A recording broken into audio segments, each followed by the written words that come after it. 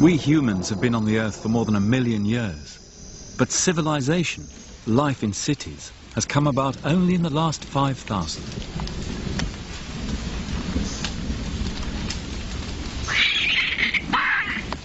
Through history, civilizations rose and fell. Carved out of nature, dependent on nature, in the end nature took them back.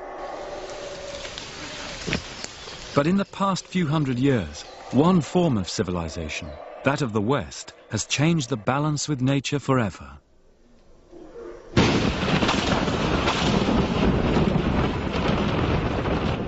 And now it is civilization itself which has become the central problem of our planet. To understand why, we must look afresh at how we see history.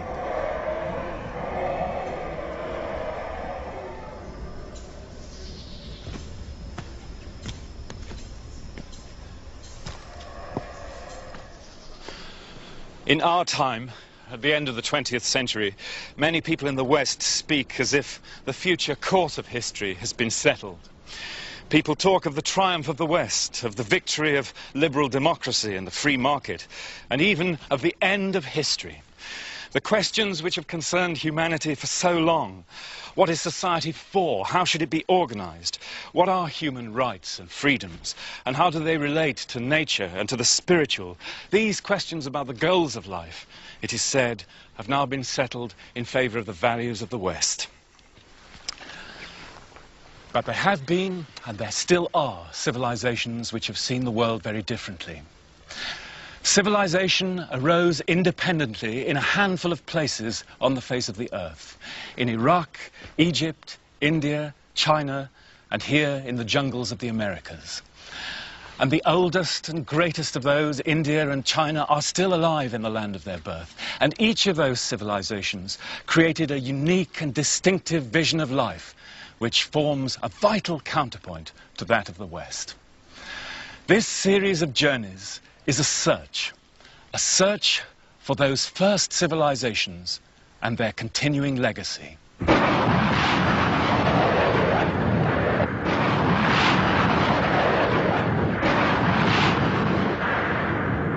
It's through such images that the West has come to know Iraq. To most of us, its history and culture were a blank before 1991. Yet by terrible irony, when the Western powers came to make war here in Iraq, they were returning to the very source of their own civilization.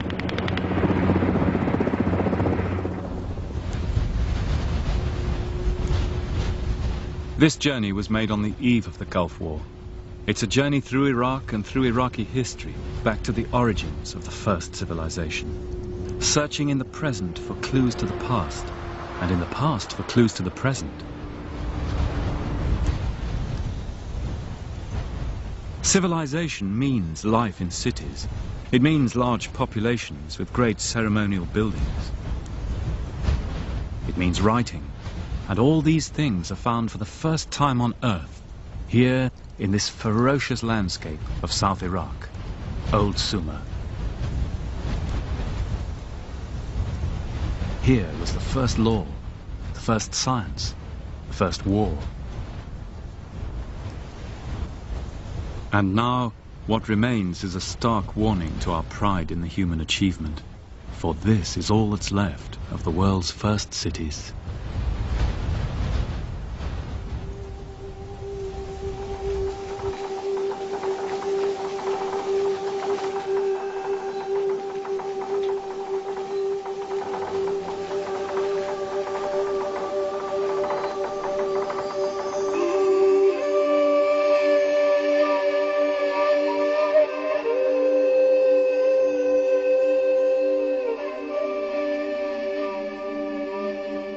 Civilization was born on the banks of two rivers, the Tigris and the Euphrates. Mesopotamia, as the Greeks called it, the land between the two rivers, had few other natural resources. No stone, no wood or precious metals, only water and a rich alluvial soil with which a hard-working people could transform a land of scarcity into a land of plenty.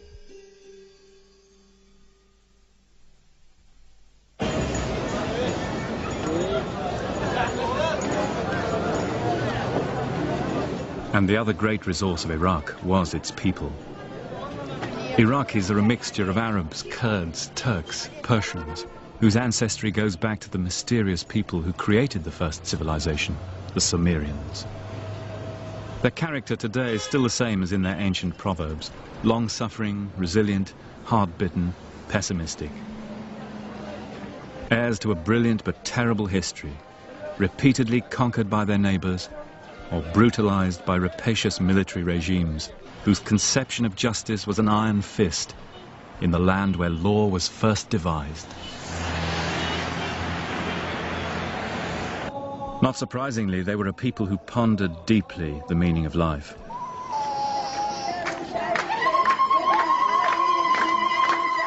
Iraq is matched only by India as a cradle of religions, rich alternative traditions which have all ended up living side by side.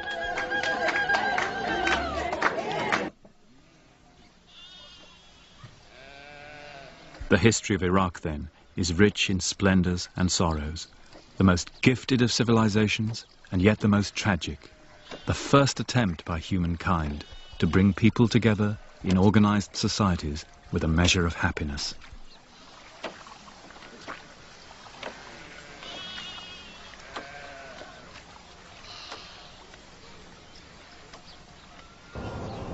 Another key quality of civilization is continuity or rootedness.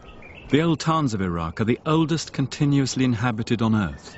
And it was to places like this, Tel Afar, in the 19th century, that Western explorers came for the first time, looking for origins in the land which the Bible said was the cradle of the human race. Here at Tel Afar, at the dawn of Mesopotamian archaeology, in 1846, the English excavator Austin Layard, famous for his discoveries at the cities of Nineveh and Nimrud, climbed up here to the top of the citadel one evening. And as the sun set, he says, I looked out and counted over 100 Marns out there throwing their long and darkening shadows across the plain. Each of those mounds had built up over millennia with the accumulated debris of human settlements. The one on which this citadel is built has more than 50 feet of debris extending back 6,000 years. Perhaps nowhere, as here in Iraq, is there such a continuity. And some of those cities, out there in the plain to the south, were among the most famous in the history of the world. Ur of the Chaldees, Nineveh, Babylon, source of some of the greatest tales in our culture. The creation, the flood, the Garden of Eden, the Tower of Babel.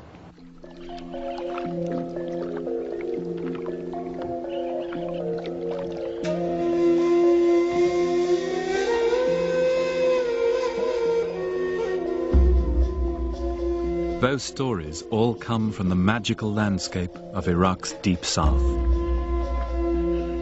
Here, on the edge of the great alluvial plain of Sumer, is a wild and beautiful marshland where the Tigris and Euphrates meet.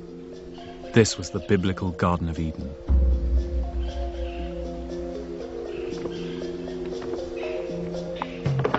Up to the very eve of the Gulf War, it was still possible to enter this world and see a way of life preserved for thousands of years, since long before civilization, the Marsh Arabs. The Marsh Arab villages look much as the first settlements must have done.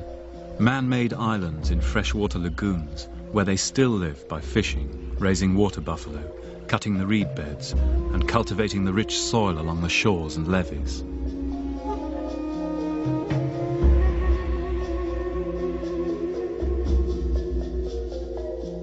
Their reed houses, some nearly 100 feet long, are still built in the same fashion as was depicted 5,000 years ago in the art of Sumer.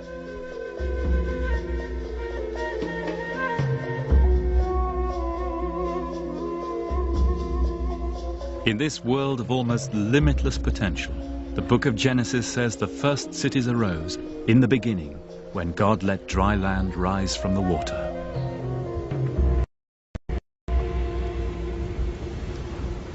And in the beginning, said the Sumerian myths, was Eridu. Legend said this was the mound of creation, the first land which arose from the primal sea at the beginning of time. Here was a sacred shrine which preceded the first cities, At the root of civilization is the temple. Eridu is lonely, windswept and abandoned today. But it was one of the most famous places in the history of Mesopotamia. Not only did the Sumerians believe that this was the site of the mound of creation, they thought that here kingship, that is political society, first came down to earth, and that here the arts of civilization were initially developed.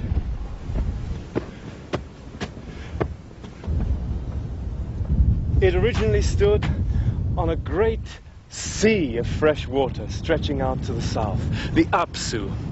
And the great temple here, the most famous shrine in Sumer, was named after it, Apsu, named after that primeval ocean of sweet water out of which all human life and all natural life came, so they believed. And in fact, when the archaeologists dug deep into the temple hill, they discovered, around the time of 5000 BC, a little sand mound surrounded by a reed fence with a tiny chapel on it, marking the site of that mound of creation. Hard as it may seem in this blasted landscape, but we're in the area of the original Garden of Eden. For what the Bible calls paradise, Eden was simply the Sumerian word Eden, the wild grassland of the south, the natural landscape before the arrival of the city.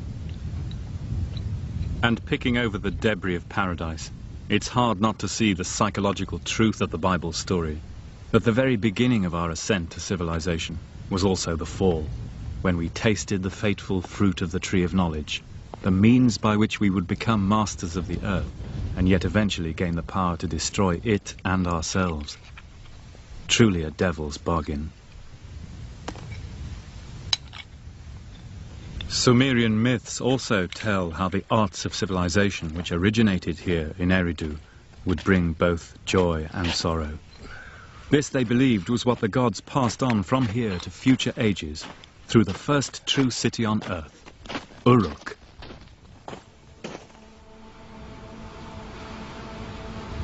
To get to Uruk today, you cross southern Iraq, skirting Ur and Nasiriyah, names familiar now after the War of 1991.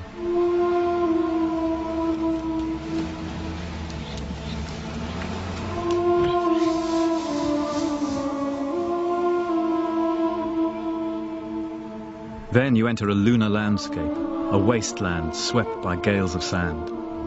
Immense mounds loom out of the haze in a furnace heat. It's 135 degrees out here in the summer.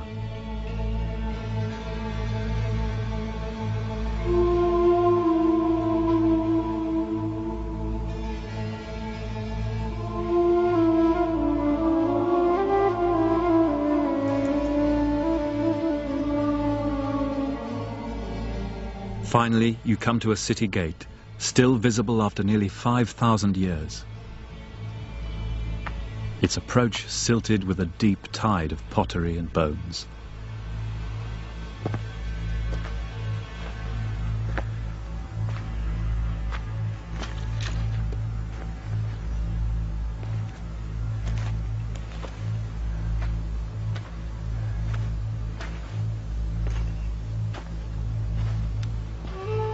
And what feelings of anticipation any city dweller of our planet in the late 20th century would experience, arriving at the place which more than any other has shaped our modern world, both in its triumphs and in its disasters. The first Westerner to stand here in modern times, the Englishman William Loftus in 1849, was simply astounded.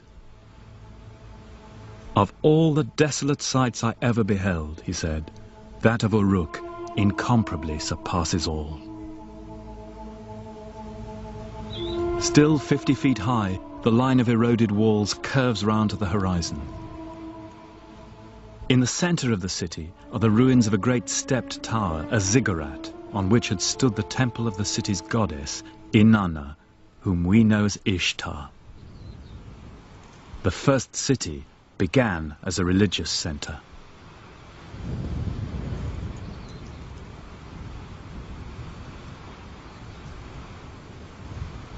Standing on top of the goddess's ziggurat here in Uruk, you can get a real idea of the vast extent of this site, with a circuit of walls of more than 6 miles.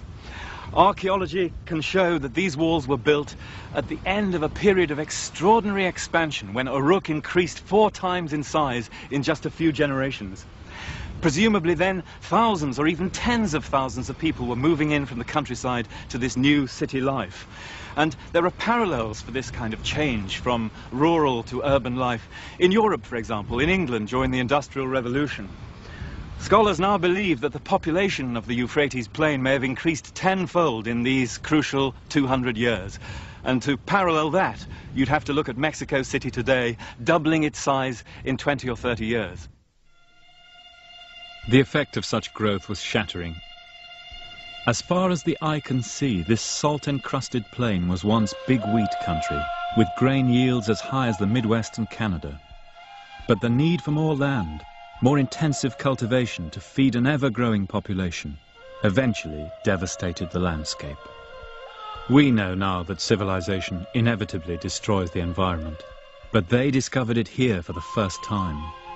The question was the same for them as it is for us today: how to balance the fertility of the earth against the voracious demands of the city. The watchman at Uruk, Muha Abu Gumar, lives out here with his family. He belongs to one of the Montefic tribes who inhabit this part of the desert. His forefathers fought the Turks, the British, indeed anyone who tried to impose their rule on the south from the outside. Now what is this then? White temple. Yeah. And this is Sumerian? From Sumer, yeah. He knows the site like the back of his hand, down to the deep levels. These massive foundations of old Sumer. A stone-built storeroom from 3000 BC for temple food and beer. Alcohol is a Mesopotamian word. God, this is amazing, isn't it?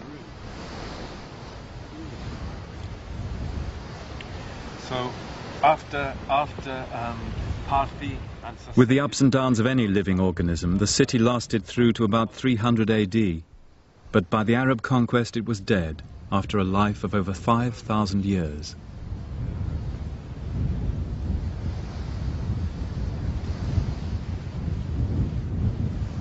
It's a salutary experience walking these weathered gullies, littered with testimony to the long ascent of man, if such it is. Here were enormous temples and palaces as big as cathedrals, their facades decorated with blue glazed tiles, just as you'll see today on the mosques of Iraq. This is from the Irigal Palace. So this is from the front of the wall of the palace. Oh my God. And from the Seleucid times. So this is when the palace was rebuilt after the time of Alexander the Great. 2000. More than 2,000 years old, isn't that astonishing? God. Thank you very much.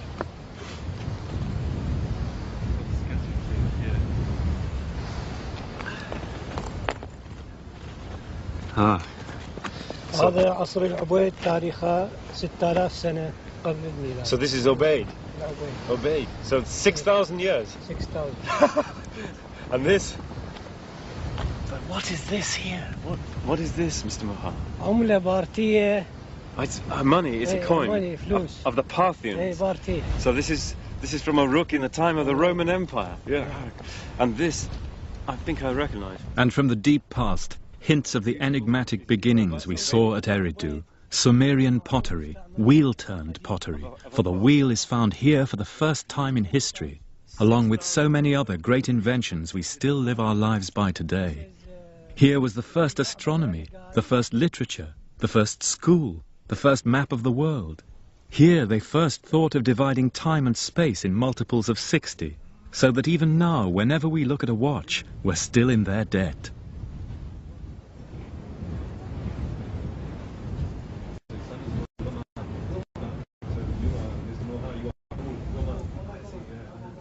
Inside Muha's guest hut, within the old walls, we're the only inhabitants of Ishtar's city tonight. It's wonderful to be here. And all these are your children, your little children. Hello. Even so, Muha still observes the gracious formalities of desert hospitality. Thank you so much for showing me around Warka. This is a wonderful sight. Iraqis have always been great storytellers, going back through the 1001 Nights to the world's first literature, the Epic of Gilgamesh. Gilgamesh built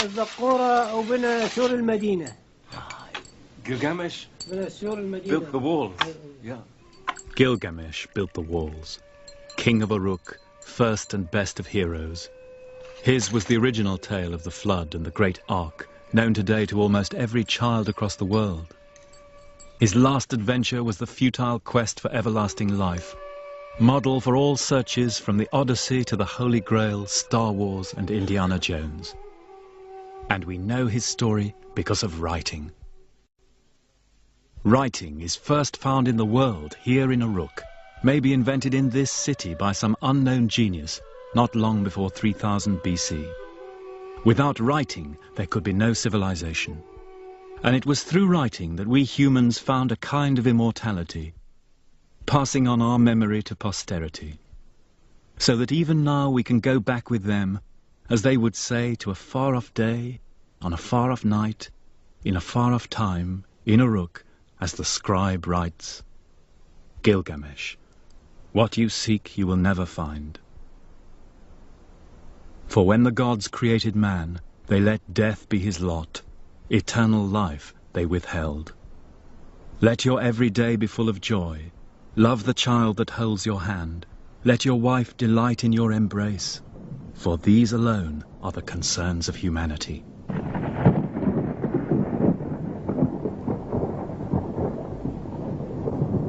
Erbil, the oldest continuously inhabited city in the world. It's one of several mud brick towns in the north of Iraq, which have survived from the age of the first cities right up to our own time. Its great gate has been entered by conquerors from Alexander the Great and Tamburlaine to guerrilla armies in the recent wars in Kurdistan. Its mud brick walls and houses, fallen and rebuilt so many times over the years, that the city now rests on a mound 100 feet deep in debris. Here, at the end of the second millennium AD, is the very image of the first urban life on Earth. Massive burned brick walls towering over the plain. If you could have flown over the densely packed workers' quarters of Uruk, Nippur, or Ur of the Chaldees, this is what you would have seen.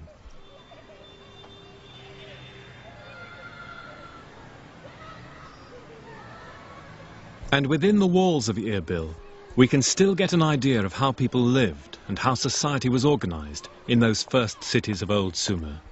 For here the past literally is still alive.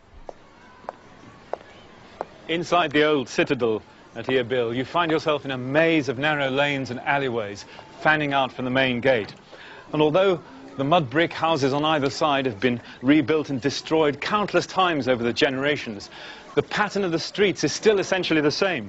There are 800 families here today, that's 4,000 people, organized into neighborhood wards just as they were in Ur and Nippur. So these were small-scale, face-to-face communities which knew each other or were related by kinship or marriage or from the old village, perhaps with a local shrine and a tiny little market, rather like later Islamic cities where each ward had its mosque, its souk and its bath.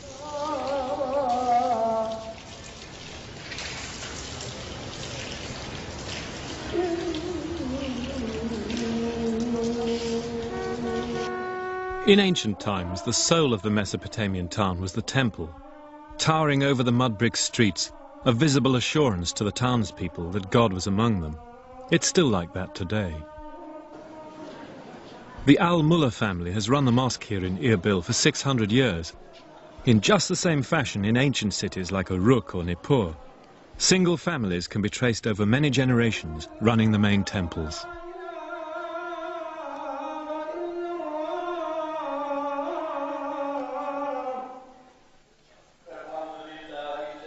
In this little corner of Iraq, the gods have come and gone. Ishtar, Zoroaster, Yahweh, Jesus, and now Allah. But the ritual of worship itself has remained.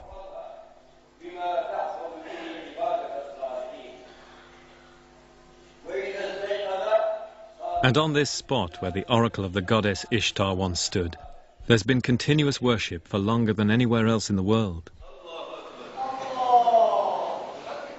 In such continuity, perhaps, lies one of the defining qualities of civilization.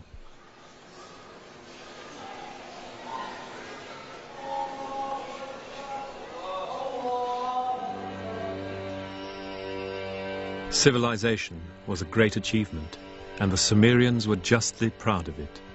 They loved city life and the luxuries it afforded.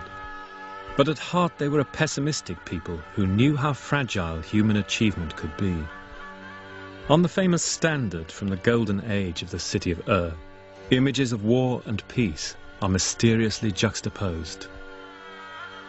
One of the great Sumerian myths tells how the goddess Inanna brought the arts of civilization from the god of wisdom, Enki of Eridu, like Pandora's box.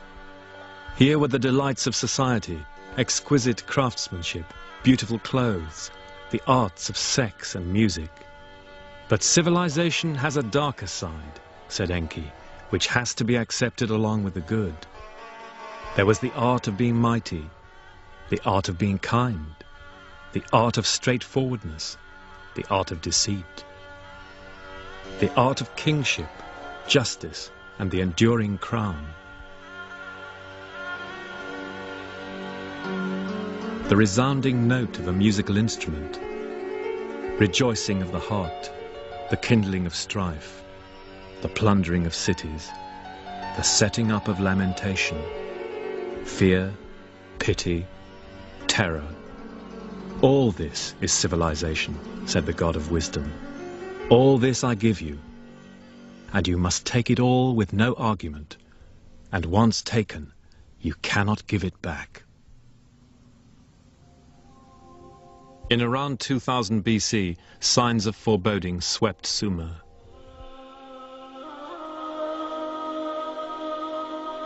Too much agricultural land had been ruined, inflation set in, famine, economic collapse. Evil, wrote the king Ibisin, is descending on our land.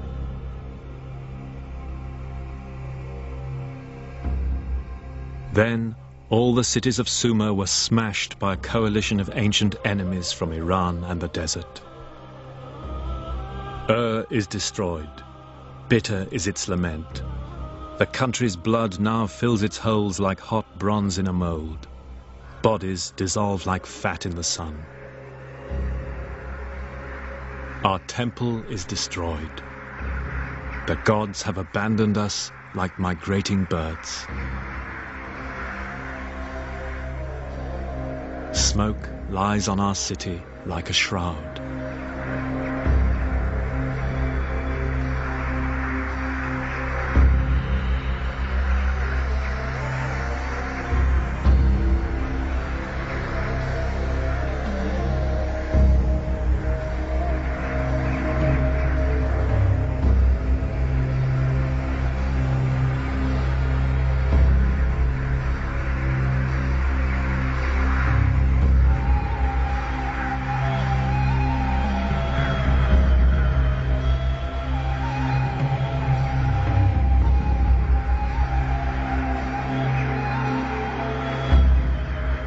Their lament has echoed down the ages, to be heard again at Troy, at Dresden, at Hiroshima.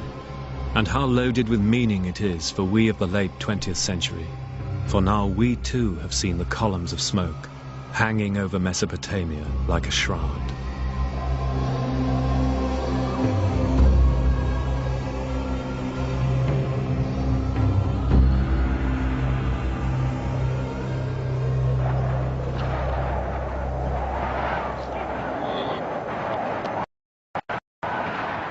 The people of Sumer would sing laments for their sacked cities for 2,000 years. Meanwhile, refugees fled Iraq on the caravan routes across the western desert, images evoking those of our own time. City dwellers become as one with nomads who'd never known a city. Among them, the Bible says, was a citizen of Ur, now revered by half the world, Abraham.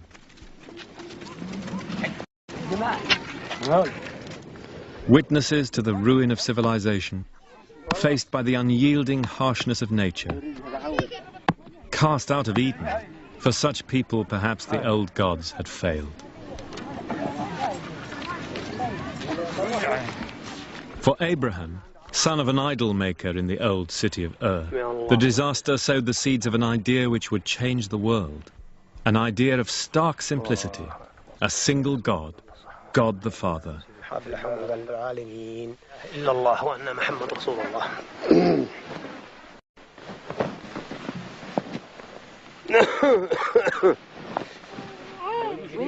Abraham took his idea with him as he migrated to Palestine. And now, ironically, he's viewed as the founding father by Jews, Christians and Muslims alike. For Abraham was the first man to make a covenant with God. It was perhaps Iraq's greatest legacy to the world.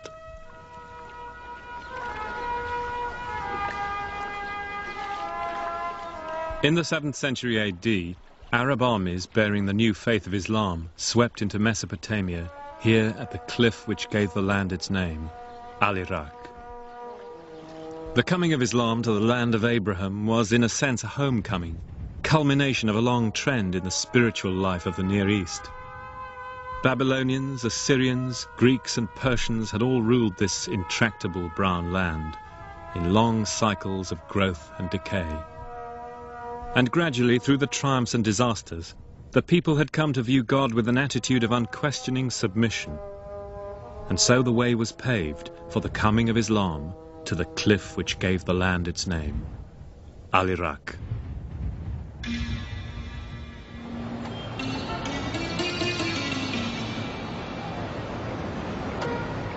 After the Arab conquest in the south of Iraq, Old Sumer, Islam took on a distinctive local form which remained true to its ancient past, Shi'ism. In the sacred city of Karbala, the Shiites carried the ancient Sumerian tradition of lamentation close to their hearts, as no other faith has done. And so it had been for thousands of years before Islam. Even the physical appearance of the great mosque of Imam Hussein at Karbala recalls the buildings of Old Sumer, with its mosaics and the same blue tiles which had adorned the shrines of Uruk.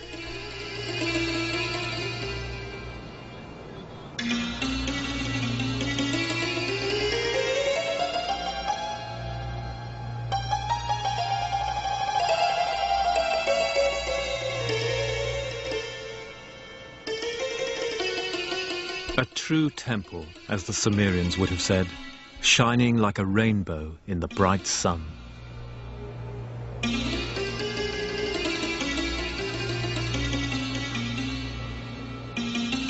Shi'ism remains today the religion of the farmers and peasants of southern Iraq, Old Sumer, ruled since the Arab conquest by Sunni Muslim masters in Baghdad. In 1991, at the end of the Gulf War, Karbala was devastated as the Shiites rose again against their overlords. Once more, the sacred shrine of Sumer was sacked and desecrated. And as so often before, the people of the south were left to lament.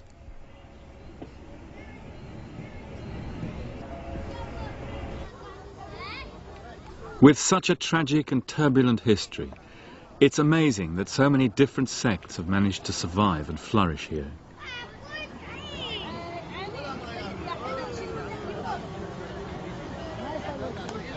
This is a Mandean wedding.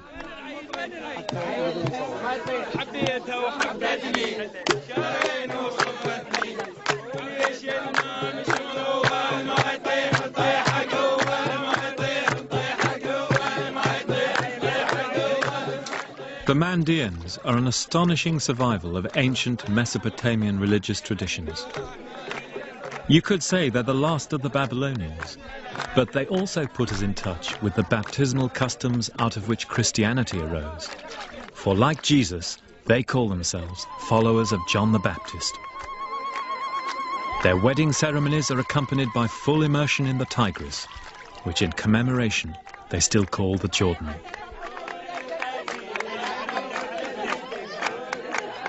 This is perhaps as near as we can get today to the culture in which Jesus lived.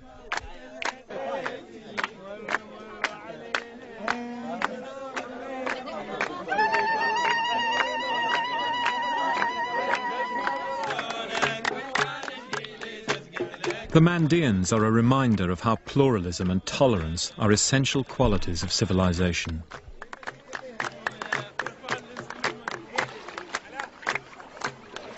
A reminder, too, of how ordinary Iraqi people, despite the catastrophes of their history, have preserved tenaciously the things they hold dear.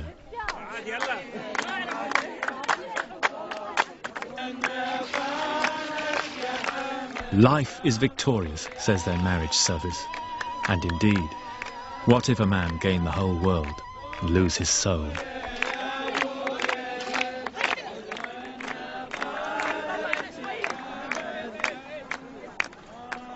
Baghdad had been founded by the Arab conquerors of Iraq in the 8th century. It became the greatest cultural center in the world, the richest city on earth, it was said. Little survives of that time today. Successive destructions of Baghdad have seen to that. But in the center of the old city is the mosque of its patron saint, Abd al-Gaylani.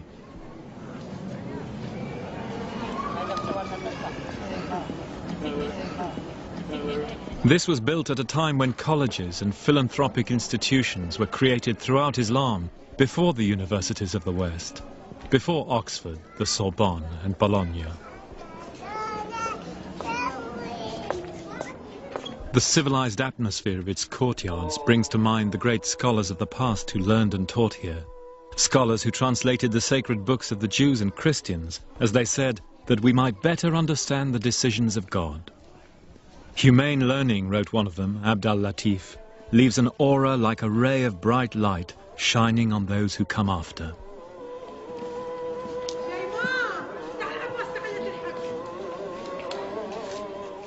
And inside the shrine, you're reminded again of the old customs of Mesopotamian worship, in the glittering Holy of Holies, whose magnificence distantly reflects something of that old pre-Islamic world.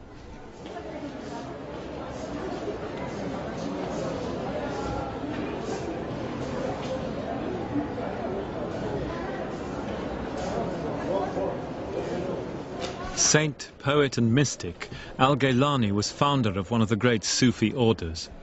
And to pause for thought here in his shrine is to feel what a dynamic force Iraqi Islam, Shia and Sunni, has been through history.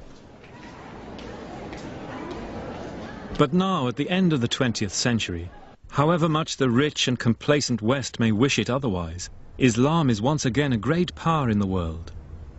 A beacon for the dispossessed peoples of Asia and Africa, an idea for which people still live and die.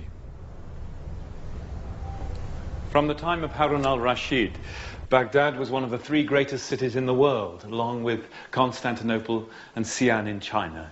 And like them, it was one of the great transmitters by which the cultural legacy of the ancients was passed on to the medieval and modern world.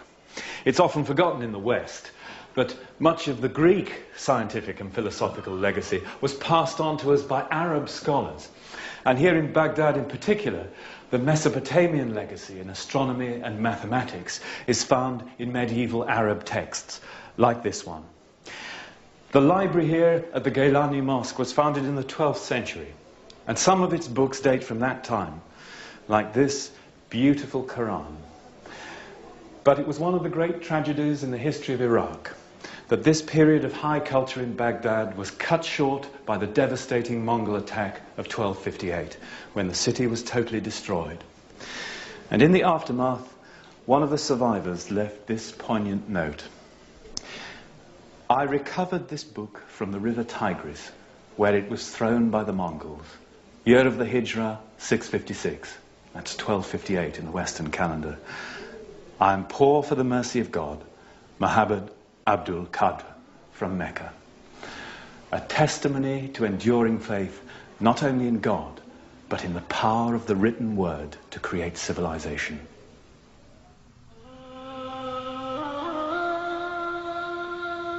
You ask me, wrote a contemporary, about the sack of Baghdad. It was so horrible there are no words to describe it.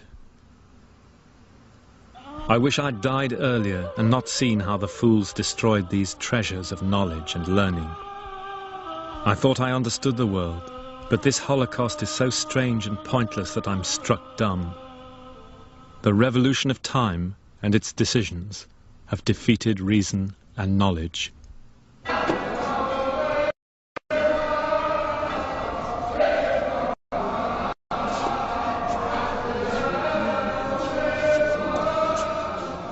The destruction of Baghdad in 1258 and the wrecking of the irrigation canals was a turning point in the history of the Middle East. There's no doubt, said a Persian writer, that even if for 1,000 years to come no evil befell Iraq, it will not be possible completely to bring back the land to the state it was before. By the end of the 16th century, Iraq, the cradle of civilization, had sunk to the lowest level. The old cities of the south were dead, the land had returned to desert. 400 years of Ottoman rule left it plundered by a greedy military. The great events of the Renaissance, the Enlightenment, the discovery of the New World passed it by.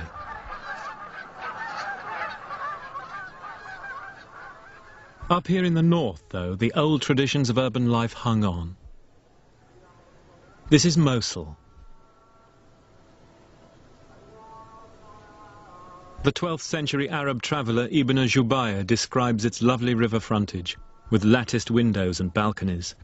There could be no finer or more beautiful place than this, he said wistfully, to sit in the evening overlooking the river Tigris, talk to the people here who are cheerful, soft-spoken, kind and generous to strangers, fair in their dealings, civilized people.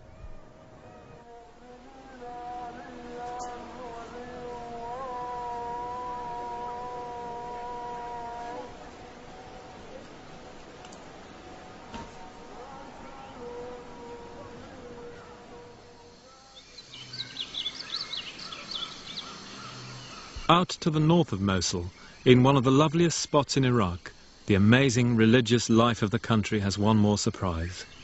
Our journey, which started in the Garden of Eden, has brought us finally to the domain of the Prince of Darkness, Satan himself. This is the shrine of the Yazidis.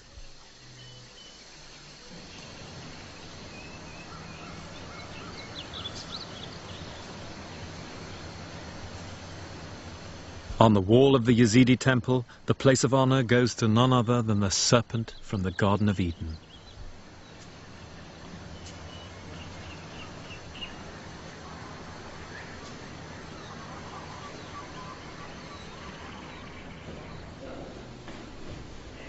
Once unfairly branded as devil worshippers, the Yazidis believe that the real power in the world is Satan. It's Satan who dispenses good and evil, sickness and health, and so he needs careful and regular propitiation. Keeping a weather eye on the active presence of evil in the world, in their own way the Yazidis have come to terms with the devil's bargain of Iraqi history.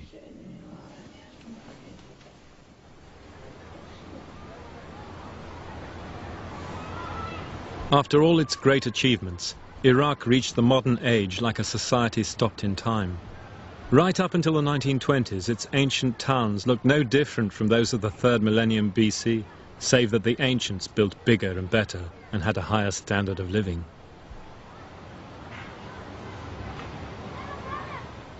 Oil would change all that, the second largest reserves in the world. And with independence, Iraq once again became a name on the world stage.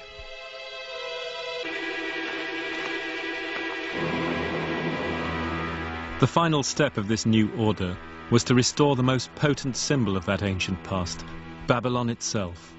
Babylon the Great, as the Book of Revelation calls it, the mother of harlots and the abominations of the earth.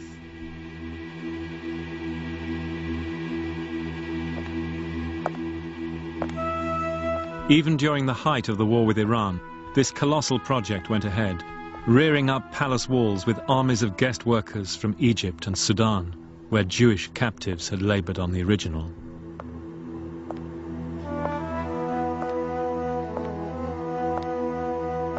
And in the rebuilt palace, every 50th brick was stamped in Arabic, restored in the era of Saddam. Just as in 600 BC, Nebuchadnezzar had advertised his own Babylonian revival for posterity.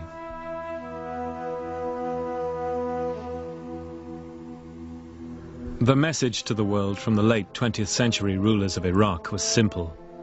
Mesopotamia, they said, had emerged once again from the darkness to become a bright light of civilization.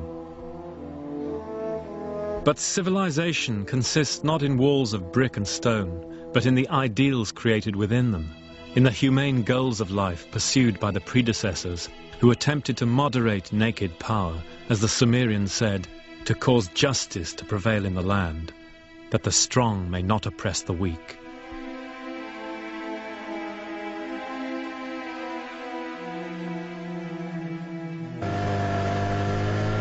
On the eve of the Gulf War of 1991, I returned to the marshes of southern Iraq. They'd been ravaged and then drained in the aftermath of the war with Iran. The water level had sunk. The waving green reed beds were now shriveled and brown.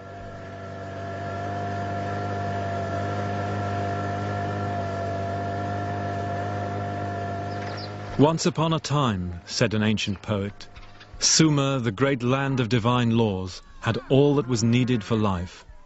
You, Sumer, set the ideals of civilization upon humankind. Lofty ideals, robed in enduring light. Once upon a time, when there was no fear, no terror.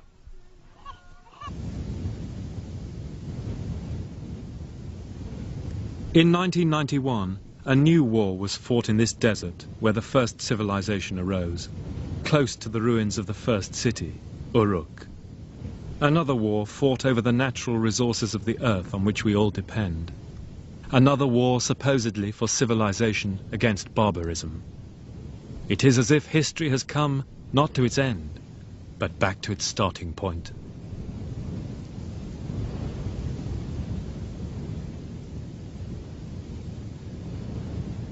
Viewed from across the plain today, Uruk, the first city of the world, the city of Genesis, seems like a great source of energy whose power is exhausted. The wheel of history has turned full circle here, back to the conditions which held in the beginning, before the Sumerians patiently labored to turn this monochrome landscape into emerald green fields stretching as far as the eye can see. Before they sailed their gaily festooned boats up the old track of the Euphrates from Nippur to rejoice in the spring festivals of the great goddess. As they saw it themselves, this was a heroic age, the age of Gilgamesh and the first city builders. And we city dwellers of the late 20th century in London and New York, Paris and Tokyo can take a vicarious pride in their achievement. But it is this desert landscape of Uruk which is the spectre facing the children of the 21st century.